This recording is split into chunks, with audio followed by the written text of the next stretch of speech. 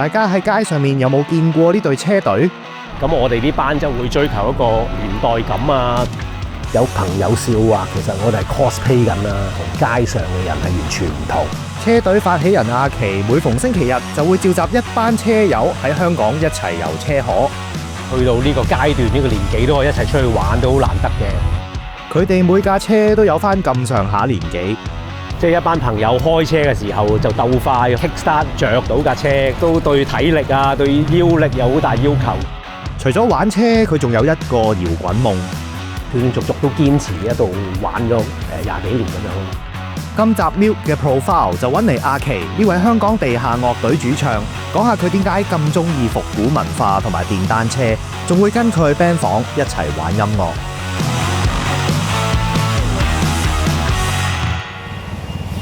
星期日朝早有冇喺街上面見過呢班鐵騎士呢？佢哋架車同埋着衫嘅造型打扮同依家好唔同。70後嘅阿琪係車隊嘅發起人，只要唔落雨，佢就會叫埋班車友出嚟遊車河。呢個除咗係一個聚會，仲係佢哋一個短暫逃離現實嘅旅程。不過咪睇佢哋好似好 free 咁，其實一夠鐘個個都趕住翻去交人。我哋呢班男士都係比較成熟啦，咁好多都有家室啦，咁我哋好神心嘅，好似翻工一樣，逢禮拜日朝早7點左右就會集合，通常1點之前都會交人，所以每個禮拜去嘅地方都唔同嘅，咁都會一齊去發掘新地方，咁通常都會由我去 research 去決定咁樣。今日咧就係我哋嘅一個比較經典啲嘅路線啦，九龍東出發啦，行將藍隧道啦，跟住去到可能大清一帶會停一陣啦，然之後翻去西貢食早餐咁啦。呢班車友年紀最大嘅係60後，同最細嘅90後相差成3個世代，但係佢哋都一樣冇代溝。冇工係啊，專登買細一個買啊！我哋成班男人嘅話題，最先當然係講車啦，入邊好多維修啊、零件嘅嘢都有排講嘅。一班人都即係玩咗一段時間啦，個感情都老土啲講，一戰深厚啦。有時都會講到一啲好個人啊、家庭啊、啲好內心嘅，或者一班中老嘅少少痛苦嘅嘢啊。我哋呢班人做過最難忘嘅嘢，我相信係每年我哋都會有一個秋季大旅行啦。咁我哋都連續2-3年有去日本電單車嘅 trip 啦。去到呢個階段、呢個年紀都可以一齊出去玩，都好難得嘅。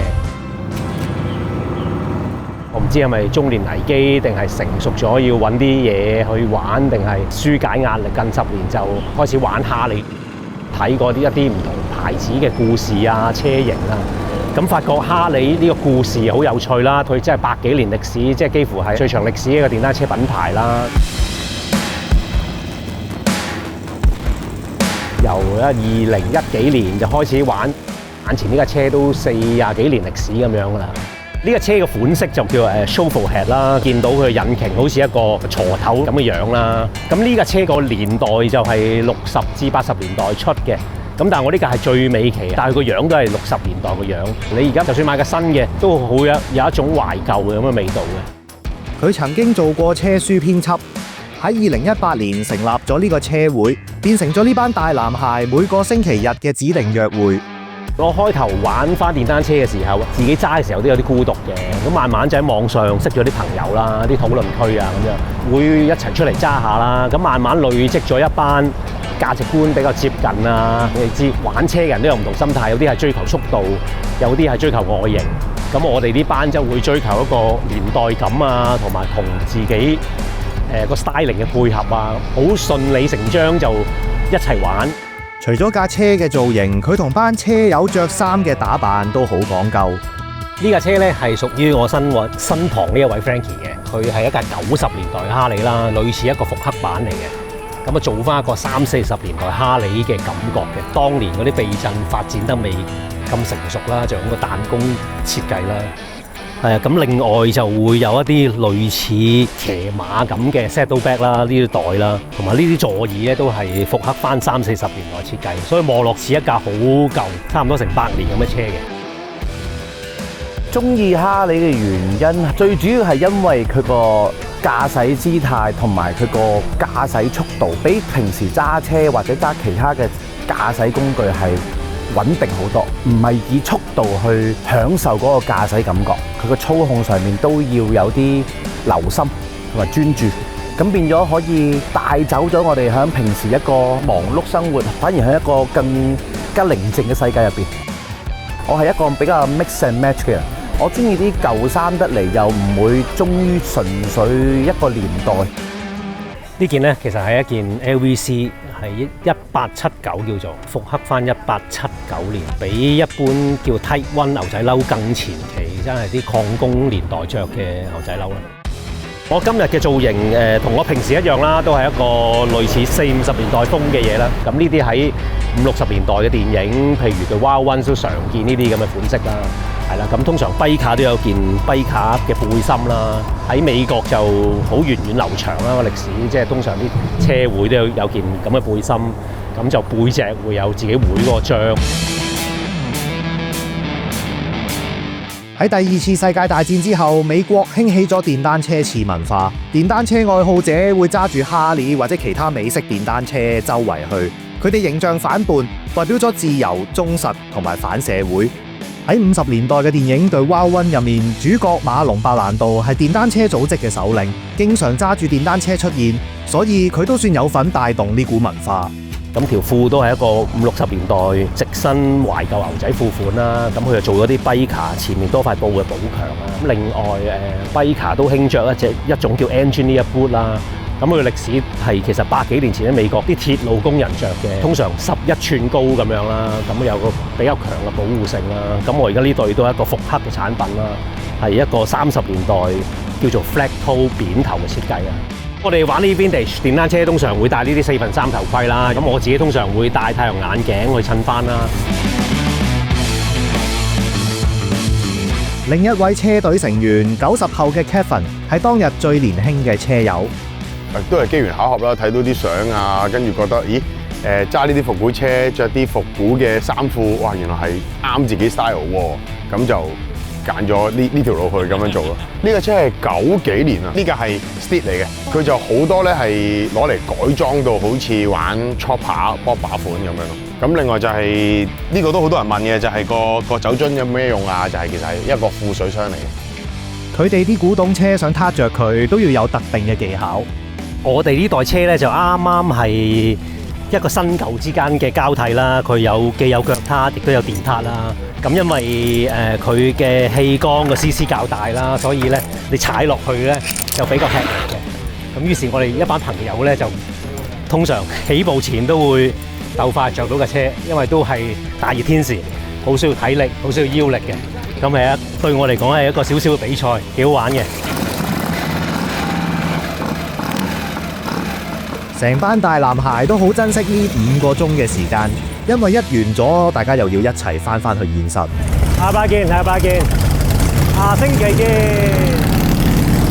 其實我哋每個禮拜車聚完咗，都係12點零1點，都係翻屋企陪屋企人㗎啦。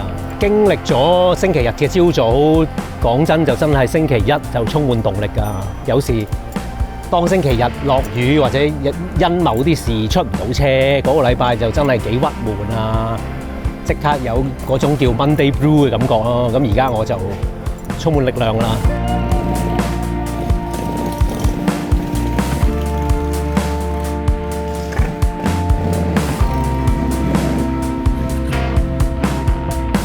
阿琪依家係活動策劃公司嘅老闆，星期1至5返工通常都係 Smart Casual 嘅造型。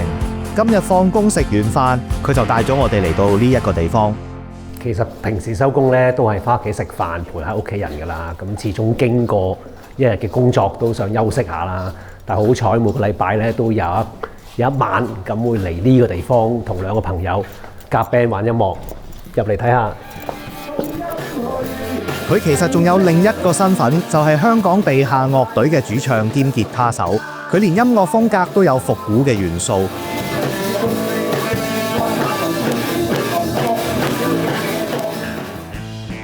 開初我哋玩嘅音樂咧就會係叫自己做吉他 pop 咁樣，其實即係都一啲英倫音樂嘅底韻咁樣啦，即係都中意聽一啲英國嘅 indie rock 咁樣，於是就用嗰啲吉他聲啊，用嗰啲 melody 加啲廣東話嘅詞做咗一隻碟啊，或者寫之前嘅歌啊。之前就想可能好多自己嘅作品啊，寫好多歌啊，好想建立到自己風格啊，但係而家就用一個快樂行先嘅態度咯。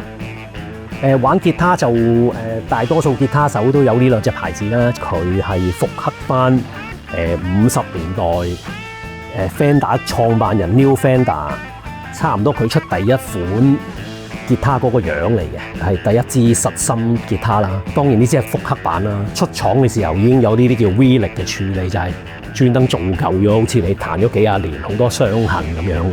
跟住係呢支啦，咁一支好傳統好經典嘅 Gibson 嘅 Les Paul 啦，陪伴咗我10幾廿年啦。有好多好經典嘅吉他手啊，譬如 Guns N' Roses 嘅 Slash 啊 ，Led Zeppelin 嘅Jimmy Page 啊都用過啦。佢係一個好 powerful 嘅，彈起上嚟啲音係好大粒、好惡嘅一支吉他啦。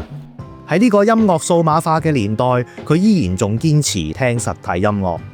其實我仲會聽黑膠㗎，一嚟個聲個質感係唔同啦，即係有個 analog 嘅味道啦；二嚟嗰個儀式感，你攞出嚟揾下佢，抹下佢，咁就成件事就 relax 啊，好似進入咗某個狀態咁樣。無論玩車、聽歌，又或者造型打扮，佢都係鍾情復古。中意嗰啲由所謂抗功夫啦，即係1880幾啊，去到50、60年代嗰啲，好似我身上面着呢條啦，咁係一啲1880款嘅最早期牛仔褲啦，咁係即係當時啲礦工真係去開煤礦嗰陣時着嘅。咁佢特點係當年即係技術係比較早期啦，仲未有皮帶耳啊，即係所以係得兩粒紐整個吊帶咁樣嘅。咁另外一啲金屬嘢啊，啲撞釘嗰啲都未成熟嘅，所以有一啲特別容易損壞嘅位，啲邊位咧會係咁車線去補強嘅，咁啊睇落好 raw 嘅。另外呢一件咧係一件好經典嘅 biker jacket 啦，就叫做 J24啦，咁個牌子就係 Buckle 啦，係一個美國牌子啦。其實佢活躍於50、60年代咧，後尾就執咗笠噶啦。咁就日本人就好中意呢啲經典嘅美國嘢啦，咁就復刻翻，即係買翻呢個牌子嘅 license 啦，咁就出翻呢一件。無論玩車或者加埋啲造型，都會覺得會成日毒啲朋友啊！玩嗰啲車有幾廿年，咁冇理由着到好現代，揸架60年前嘅哈利。有朋友笑話，其實我哋係 cosplay 緊啦，同街上嘅人係完全唔同，扮演緊某啲角色，咁啊從而同現實唔同，就會有一個放鬆啊或者抽離嘅感覺啦。工作好忙碌，但係當我換上一身中意嘅懷舊打扮，騎上我中意嘅舊電單車，又的而且確嗰個星期日係令人好 relax， 已經忘記晒之前嗰個禮拜嘅辛苦嘢咁。